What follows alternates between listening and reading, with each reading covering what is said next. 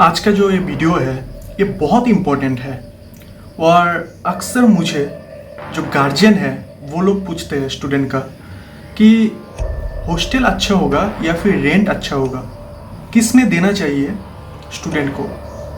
तो नमस्कार दोस्तों, मैं हूँ पार्थजीत और आप लोग देख रहे हो पार्थजीत डिफेंस एकेडमी। तो आज इस वीडियो में हम लोग बात करने वाले हैं कि हॉस्टल अच्छा रहेगा या फिर रेंट, कौन सा एक स्टूडेंट के लिए अच्छे होते हैं। आप सोच रहे होंगे कि हॉस्टल लूँ या फिर रेंट लूँ, और अगर आप गार्जियन हो तो भी आपके दिमाग में ये चीज़ रहता है कि बच्चे को हॉस्टल में देना चाहिए या रेंट में, क्या सही होगा, क्या डिफरेंस है दोनों के बीच में। तो चलिए इस वीडियो में हम लोग देख लेते हैं कि डिफरेंस क्या है और कौन सा अच्छा रहेगा एक स्टूडेंट के लिए, रेंटेड रूम या फिर हॉस्टल। तो सबसे पहले तो बात करते हैं कि हॉस्टल की। असम यूनिवर्सिटी में बॉयज़ और गर्ल्स के लिए अलग अलग हॉस्टल्स है। टोटल 11 हॉस्टल है और फैसिलिटीज़ जैसे bed, table, wifi, fan, attached bathroom वगैरह सब कुछ मिल जाते हैं। ठीक है, यहाँ पर मेस सिस्टम है, यानी कि मेस में आपको ब्रेकफास्ट मिलेगा, लंच मिलेगा और डिनर मिलेगा। उसके साथ आपको मंथली एक पेमेंट करना पड़ेगा मेस में, और हॉस्टल जो है इसके लिए भी आपको एक पेमेंट करना पड़ेगा क्वार्टरली 3 मंथ में। कल जो वीडियो था, कल उस वीडियो में मैं बताया था। सिक्योरिटी काफ़ी अच्छी है और स्पेशली गर्ल्स के लिए वार्डन होते हैं हर हॉस्टल में, जैसे हॉस्टल 1, हॉस्टल 2, हर एक हॉस्टल में, और एक टाइमिंग रहती है। ठीक है, एक टाइमिंग है हॉस्टल में आने का, यानी कि रात 10 बजे के बाद अलाउ नहीं है। रात 10 बजे के अंदर आपको आना पड़ेगा हॉस्टल के अंदर।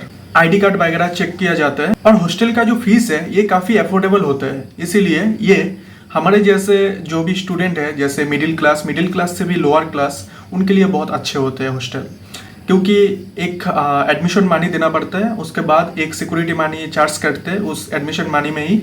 उसके बाद मंथली मीन्स क्वार्टरली आपको पेमेंट करना होता है, और मेस में पेमेंट करना होता है मंथली। तो अभी हम लोग देख लेते हैं कि हॉस्टल का फ़ायदा क्या क्या है, क्या क्या फ़ायदे हैं हॉस्टल में रहने के।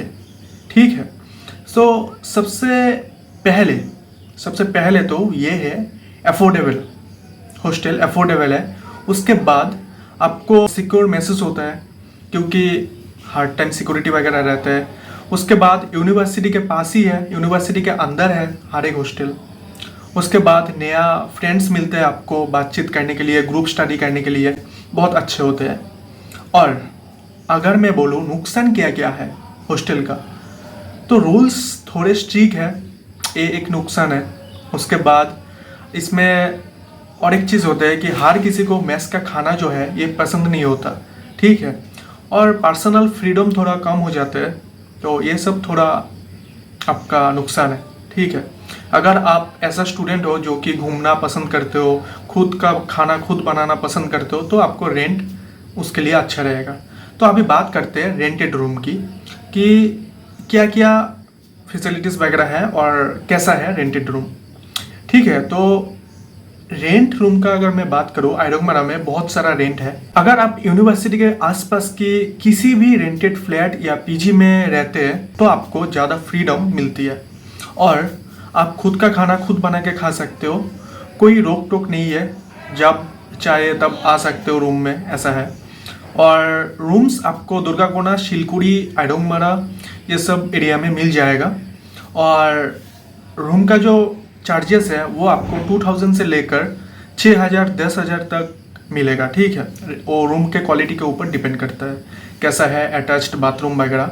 तो अगर हम लोग फ़ायदा देखते हैं क्या क्या फ़ायदे हैं रेंटेड रूम में, तो फुल फ्रीडम है, आपको जो मर्जी आपका करना चाहिए, करना है कर सकते हो, अपना खाना बना सकते हो खुद। उसके बाद प्राइवेसी फुल मिलती है। और अगर मैं बोलूँ कि पढ़ाई का क्या सीन है, तो पढ़ाई में आपको कोई डिस्टर्बेंस नहीं मिलता, क्योंकि आपका कोई रूम में रहने का नहीं है कि आपको डिस्टर्ब करेगा। जैसे अगर हॉस्टल में आते हो तो बहुत सारा हॉस्टल है जिसमें ट्रिपल रूम है, डबल रूम है, उसमें और एक रहेगा आपके साथ, तो वो थोड़ा डिस्टर्ब फील करा सकते हैं आपको, लेकिन ऐसा नहीं है रेंटेड रूम में। तो नुकसान देख लेते हैं हम लोग क्या क्या है रेंटेड रूम का। ओके, तो महंगा पड़ता है क्योंकि इलेक्ट्रिसिटी बिल, आपका खाना, उसके बाद इंटरनेट वगैरह सब कुछ मिला के एक चार्जेस पड़ जाते हैं अच्छा खासा, ठीक है।